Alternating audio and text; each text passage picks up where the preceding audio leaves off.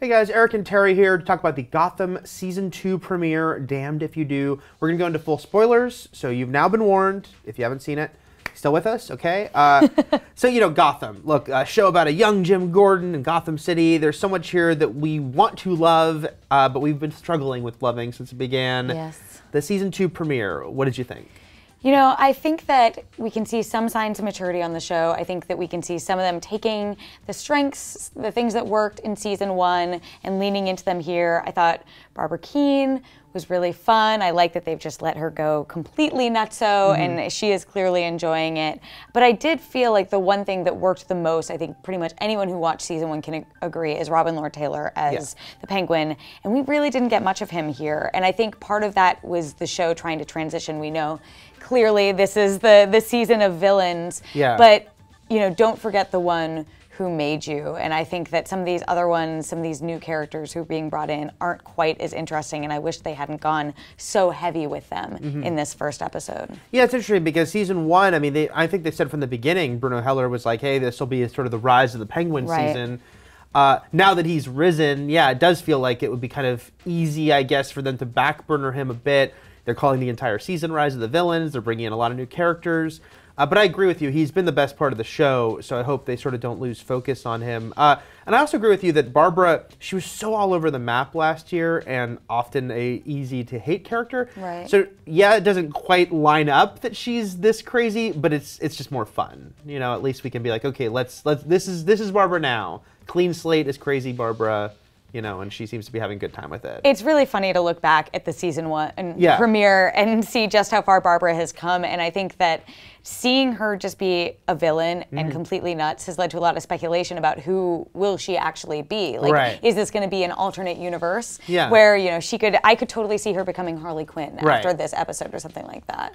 Yeah, I know. I was saying maybe she's just the Joker in this reality. Which I would totally be on board with. She's the most interesting so far this season, I would say. I think I did talk about this when Jim David and I did a finale conversation video. But yeah, Matt Fowler reviews the show for us is saying at this point, look, they've already the problem with this show is that they've introduced too many concepts too early, and they can't put that genie back. So why not just go crazy? Make it an alt reality. Make Gordon Batman. I don't know. What I do think with Gotham though, what is still an issue to me, and it's been an ongoing issue, is it's tonally all over the map. Yeah. And this premiere again, it's like the scenes in Arkham. You've got them wearing like the black and white striped prison garb that's out of like the 1950s. Right. Batman and Robin had Mr. Freeze wearing that, by the way. Not something you want people to think of. I'm sure that was a very intentional homage. So they got stuff like that that's very like heightened and pseudo-campy. And then you've got a scene where a dude is holding up, where Zaz is holding up a guy's decapitated head and puppeting it. Which is like very dark and going for very macabre stuff. Yeah. I just don't think the show ever sticks to feeling like it's consistent in any way, Yeah, and I agree with you there. I mean, there were obviously a lot of different components they were trying to introduce in this season, and they didn't quite gel. Seeing this episode didn't get me, newly excited and thrilled about this season. I think there's the beginning of some really interesting potential, storylines to follow. But Zaz didn't blow me away. I don't know about you. I thought his introduction, I was like, oh, we're just going all the way. Remember, we saw Zaz before. He pops in and out here and there. But Gallivan. That's what I meant. Yeah. I agree. Gallivan was okay. Like he brought in the group of criminals. But I don't know. He didn't do anything that made me go, oh yeah, like in the way that Penguin from the pilot. You're like, okay, that intrigues me. This character. It had a hook at the end, and I think the biggest hook at the end of this episode was seeing the continued parallels between Jim Gordon and Bruce Wayne. Right. And I will say, I think David Mazouz does good work as Bruce Wayne, even if all the scenes he's given aren't great. And yeah, it was funny. Again, we were talking before we started filming about how Gotham can be very heavy-handed, and here you had young Bruce Wayne basically very directly imparting to Gordon, like, here's how you fight the system from within. Right. And here's how you can make a difference. And I am wise behind my ears. I am Batman. Yeah, and so stuff like that, you know. But those were some of the better scenes. Is the thing you kind of have to accept. I thought that Bruce Wayne. I mean, another character who people sort of like to rag on in season 1, but I really liked this again, more mature Bruce. We're seeing this very hands-on, not being the whiny kid anymore. He's ready to do something and figure out this mystery of his father. Right. And I think that of all the storylines is the one that I was most interested by. But again, this isn't a Batman story. Yeah. You know, like they can't go too far down that road and have that dominate the entire show. Yeah, and that's always the problem the show has. And now he got into the cave.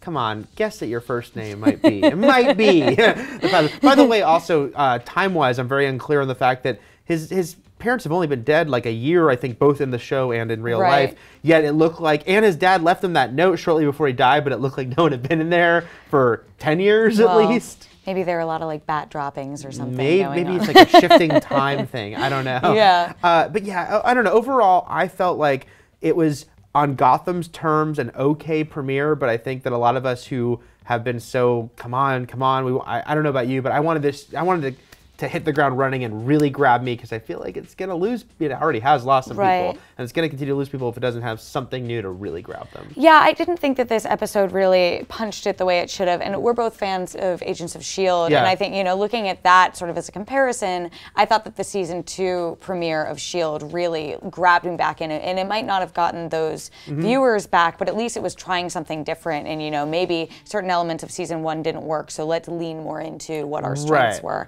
And I think that they got like part of the way there with Gotham, but there's still a lot to go, and it's really sort of hard to pinpoint what exactly this season is going to be about. We can see sort of these 3 various storylines that are headed in one direction, but other than, you know, there are going to be a lot of villains, so there are going to be a lot of characters. Like, that's really the only through line I can see so far.